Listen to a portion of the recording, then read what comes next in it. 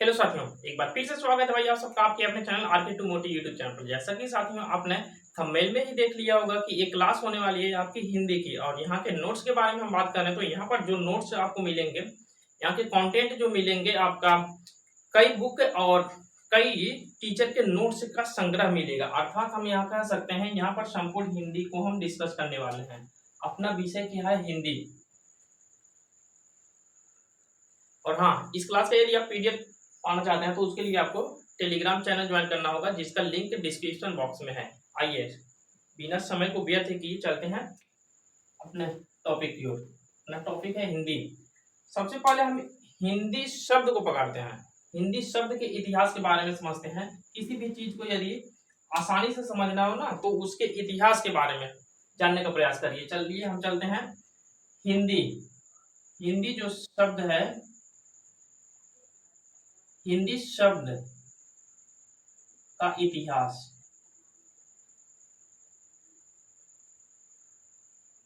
हिंदी शब्द का इतिहास। हिंदी शब्द के इतिहास से क्वेश्चन कैसे पूछता है? जैसे आपसे पूछ देगा हिंदी शब्द किस भाषा का शब्द है। पहला क्वेश्चन ऐसे पूछा हिंदी शब्द किस भाषा का शब्द है। दूसरा क्वेश्चन आपसे ऐसे पूछ सकता है कि हिंदी शब्द का जन्म किस शब्द से हुआ है। और एक क्वेश्चन और पूछेगा। चलिए हम क्वेश्चन को नोट करते हैं। जैसे क्वेश्चन आपका क्या पूछा? पहला, हिंदी, इसे हम पूरे डिटेल्स के साथ समझेंगे भाई। अभी क्या थोड़ा सा देख लें कि क्वेश्चन इससे पूछता है कि नहीं पूछता है, तो आपको बता दें कैसे क्वेश्चन पूछता है कि हिंदी हिंदी शब्द किस भाषा का शब्द है। ऑप्शन आपको देगा। ऑप्शन नंबर 1 कहता क्या है? फारसी।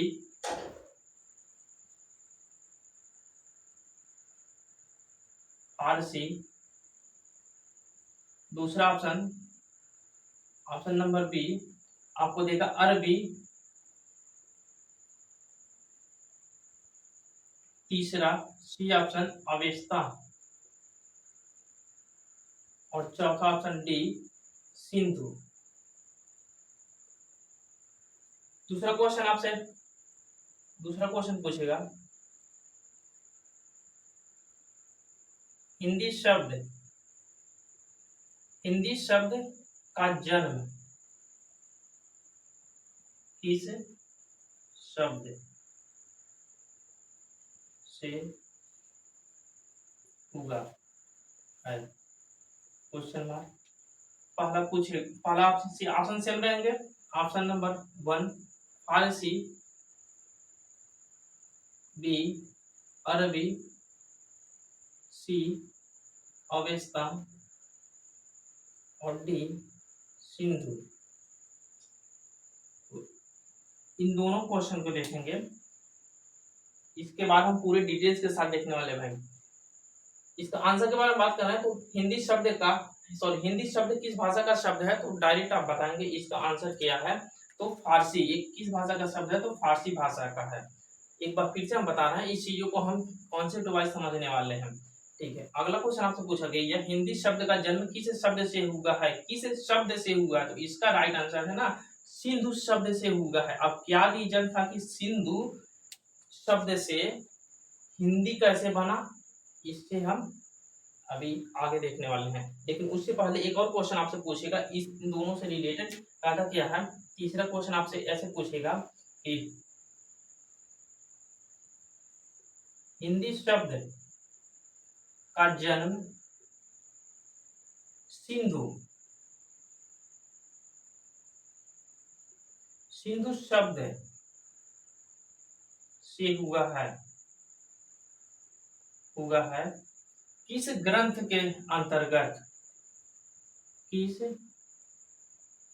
ग्रंथ के अंतर्गत।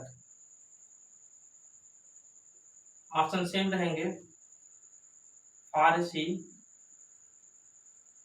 बी वाला ऑप्शन अरबी, सी वाला ऑप्शन अवेस्ता और डी वाला ऑप्शन सिंधु। अर्थात कहने का मतलब सिर्फ इतना है कि हिंदी शब्द का जन्म सिंधु शब्द से हुआ है, ऐसा किस ग्रंथ से हमें साक्ष्य मिला है? तो इसका राइट आंसर क्या है? इसका है Avesta. Option number C Avesta इसका राइट आंसर है। चलिए अब हम चलते हैं इस चीज को कंसेप्ट वाइज समझने के लिए। ठीक है,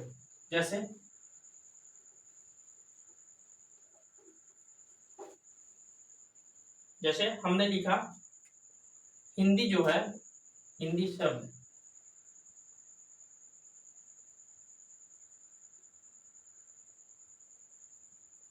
शब्द जो है ये फारसी भाषा का शब्द है, तो लिखेंगे फारसी भाषा। फारसी भाषा का शब्द है। अब इस फारसी भाषा को कौन बोलते थे? तो आर्य बोलते थे। आर्य और प्लस आर्योत्तर बोलने वाले कौन थे? तो आर्य और इधर में आर्योत्तर। आर्योत्तर, आर्योत्तर का अर्थ क्या होगा? आर्य प्लस उनके बाद वाले, मतलब आर्य और कुछ और भी थे इसमें, आर्य प्लस कुछ अन्य भी थे जो फारसी भाषा का प्रयोग करते थे। मुख्यतः यहाँ देखेंगे, मुख्यतः क्या करते थे? आर्यों ने फारसी भाषा का प्रयोग किया। आर्य देखेंगे, आर्य भारत के मूल निवासी नहीं थे। भारत के मूल निवासी नहीं थे, ये बाहर से आए थे। तो कहाँ से आए? तो ये आए थे मध्य एशिया से आए थे। मध्य एशिया से आए, भारत के किस क्षेत्र में बसे थे? तो आप बताएंगे सिंधु के तराई क्षेत्र में। सिंधु के तराई क्षेत्र में बसे थे। सिंधु के तराई क्षेत्र में बसे। उसके बाद क्या होगा? इनका एक ग्रंथ था अवेस्ता। अवेस्ता, अवेस्ता ग्रंथ में यह बताया गया कि इस स के लिए ये ह का प्रयोग करते थे। स को ह बोलते थे, और जबकि इस ध के लिए द का उच्चारण करते थे। द बोलते थे। इनके अवेस्ता ग्रंथ में ऐसा लिखा गया है कि स को ह पढ़ेंगे और ध को द पढ़ेंगे। तो यहाँ पर देखेंगे सिंधु, सिंधु का उच्चारण ये सिंधु ना करके बल्कि ये क्या करेंगे? हिंदू। इन्होंने क्या किया? हिंदू किया। सिंधु का उच्चारण इन्होंने सिंधु ना करके हिंदू किया। उसके बाद में इन्होंने क्या किया? इस उ को हटा करके इक प्रत्यय जोड़ दिया। तो क्या किया? इधर में इक प्रत्यय जोड़ दिया। प्रत्यय क्या होता है? आगे आने वाले क्लास में इसका पूरा डिटेल्स के साथ देखेंगे। यहाँ अभी केवल इतना समझिए, प्रत्यय जो होता है ना, मूल शब्द के अंत में लगता है। ठीक है भाई, इसे अंत में लगा देंगे तो क्या होगा? हिंदिक होगा। क्या होगा? हिंदिक। हिंदिक हो गया। अंततः क्या होगा? इसे का भी लोप कर दिया गया और बाद में क्या बना? हिंदी। केवल हिंदी बचा। यहां से क्या होता है? हिंदी शब्द का निर्माण होता है। देखेंगे, एक बार फिर से रिवाइज करेंगे। हिंदी शब्द फारसी भाषा का शब्द है। फारसी भाषा को कौन बोलते थे? तो आर्य बोलते थे। आर्य भारत के मूल निवासी नहीं थे। आर्य भारत के मूल निवासी नहीं थे, एक मध्य एशिया से आए थे। आए तो कहाँ? भारत के किस क्षेत्र में बसे? तो सिंधु के तराई क्षेत्र में बसे। सिंधु का देखेंगे, यहाँ सिंधु को उन्होंने इनके अवस्था ग्रंथ के अंतर्गत इन्होंने क्या बोला? सिंधु को हिंदू बोला। उसके बाद में उ को हटा करके इक प्रत्यय लगा जिससे हिंदी बना। उसके बाद में इस क को भी हटा करके हिंदी शब्द का निर्माण किया। उम्मीद करते हैं चीजें समझ में आई होंगी। अब अगले टॉपिक की तरफ चलते हैं, तो उससे पहले हम वीडियो लंबा ना हो इसलिए हम उस टॉपिक को नोट कर लेते हैं। इसके आगे का टॉपिक क्या है? आकृति मूलक या फिर बनावट के आधार पर हिंदी भेद। तो क्या होते हैं? दो प्रकार के होते हैं। ये चीजें कुछ लोगों के लिए नई है, लेकिन भाई आपके लिए क्या है? ये जरूरी है, इंपॉर्टेंट है। यहाँ पर देखेंगे कितने हैं? तो दो प्रकार के होते हैं। पहला अयोगात्मक, दूसरा संयोगात्मक। इसका अर्थ क्या होगा? एक अयोगात्मक है, दूसरा संयोगात्मक। अयोगात्मक को हम देखते हैं तो अयोगात्मक का अर्थ क्या होगा कि आसानी से मूल शब्द निकल जाए, जिसमें आसानी से मूल शब्द निकल जाए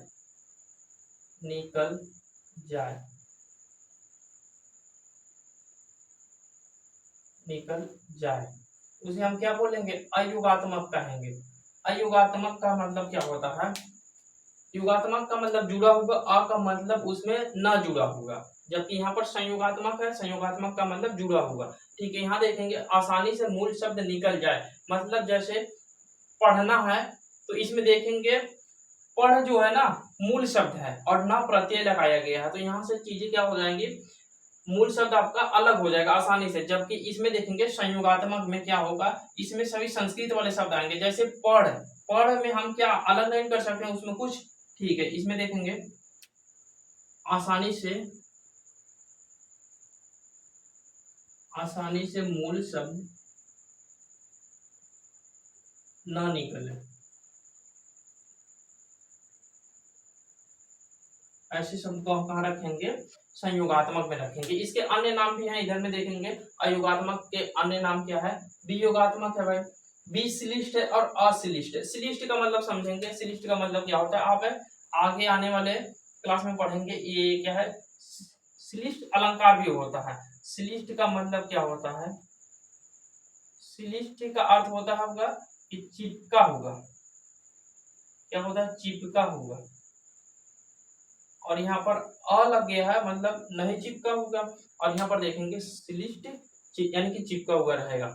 इसके एग्जाम्पल के बारे में बात करेंगे तो इसके एग्जाम्पल संस्कृत वाले आएंगे भाई, संस्कृत के शब्द आएंगे। जबकि इसके एग्जाम्पल को हम देखेंगे, इसके एग्जाम्पल क्या हो जाएंगे? जैसे आपसे क्या पूछा, पढ़ना में मूल शब्द क्या है? पढ़ना में मूल शब्द क्या है? तो कहेंगे सर पढ़ना बराबर क्या हो जाएगा? पढ़ प्लस ना। पढ़ क्या है? अपना मूल शब्द है, जबकि ना क्या है? ये प्रत्यय है। प्रत्यय क्या होता है आने वाले आगे के क्लास में हम देखेंगे, लेकिन अभी यहाँ केवल इतना समझिए, ये मूल शब्द के अंत में लगते हैं। तो क्या हो गया? पढ़ना, पढ़ में मूल शब्द मिल गया। इसके एग्जाम्पल को हम नोट करते हैं, तब तक के लिए वीडियो को पॉज करते हैं। इसके एग्जाम्पल में देखेंगे पढ़ना का मूल शब्द पढ़ प्लस ना प्रत्यय हो गया। दवाई में दवा धन ई प्रत्यय हो गया, दवा मूल शब्द हो गया। लड़ाई में देखेंगे लड़ धन आई प्रत्यय। हिंदी में हिंद धन ई, नेपाली में नेपाल धन ई, पहाड़ी में पहाड़ धन ई, पहाड़ क्या है? मूल शब्द है अपना। गुजराती में देखेंगे गुजरात धन ई, राजस्थान में राजस्थान धन ई। उम्मीद करते हैं चीजें समझ में आई होंगी। चलते हैं अगला। अच्छा, इसमें से क्या पूछता है आपसे? एक अगला पूछता है कि हिंदी के नाम कितने हैं? टोटल यदि आपको पता है तो आप कमेंट करना, हिंदी के नाम कितने हैं?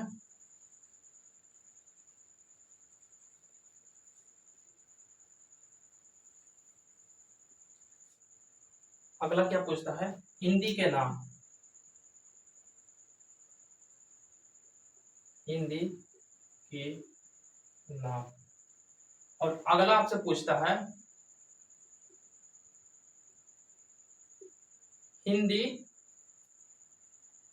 हिंदी का जन्म स्थान, हिंदी का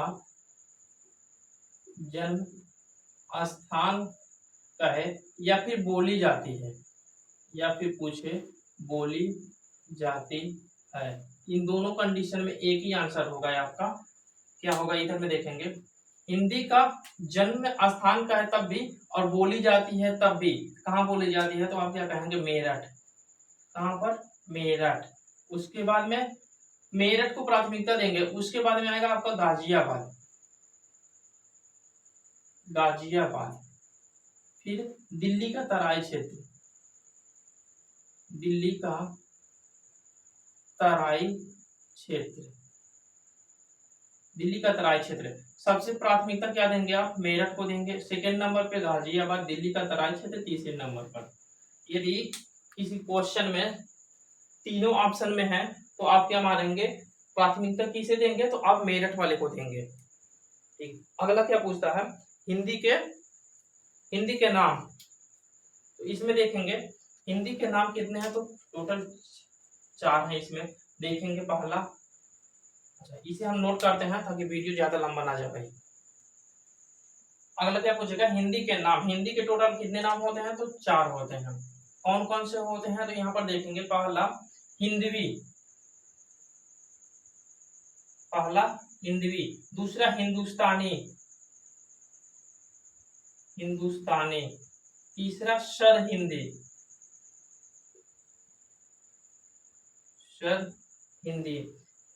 चौथा के बारे में बात करेंगे तो चौथा आपका है जुबानी हिंदी,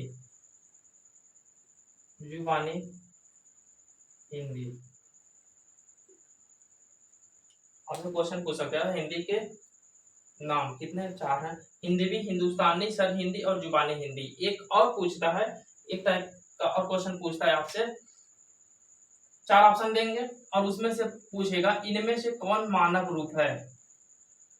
जैसे यहाँ पर हम देखेंगे इनमें से कौन मानव रूप है।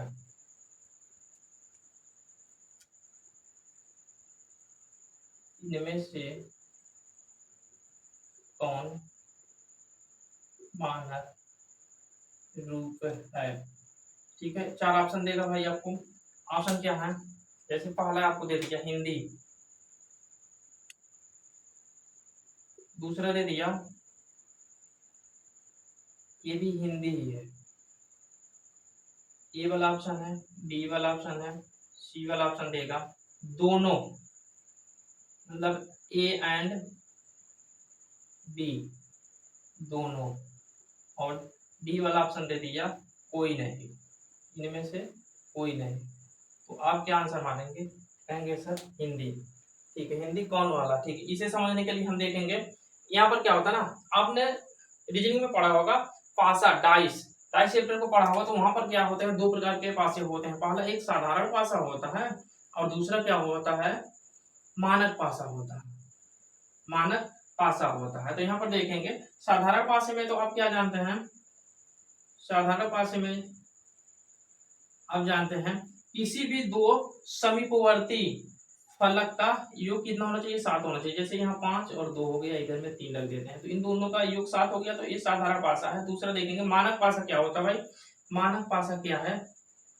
मानक पासा क्या होता है ना, बिल्कुल इसी के विपरीत। वहां क्या होता है ना, 2 विपरीत फलकों का योग 7 होता है, 2 विपरीत फलकों का योग 7 होता है। और हम जो लूडो खेलते हैं ना, लूडो जो खेलते हैं वहां पर भी क्या होता है? वो 2 विपरीत फलकों का योग 7 होता है। अर्थात हम कह सकते हैं कि लूडो जो क्या है? मानक पासा है। और लूडो में देखेंगे ना, कभी भी लूडो में आपको ऐसे नंबर नहीं लिखे रहेंगे, 5 पड़ गया, 5 नंबर पड़ गया, 6 नंबर पड़ गया, ऐसा लिखा नहीं रहता है। बल्कि क्या होता है, उसके स्थान पे ऐसे बिंदु डॉट डॉट होते हैं, बिंदु से उन्हें दर्शाया जाता है। जैसे यहाँ 6 हो गया तो नीचे 1 होगा भाई, ठीक है, ऐसे दर्शाया जाता है। तो हम यहाँ से चीजों को रिलेट करेंगे कि मतलब बिंदु जब आता है तो वो क्या होता है? वो मानक होता है, क्योंकि इधर में मानक पासा हो जाएगा, मानक होता है। अर्थात यहाँ पर देखेंगे जिस ऑप्शन में बिंदु रहेगा वही क्या होगा? अपना मानक होगा। तो इसका राइट आंसर देखेंगे ऑप्शन नंबर 1। देख रहे हैं क्या है? ये बिंदु है तो ये क्या है? मानक रूप कहलाएगा है इसका।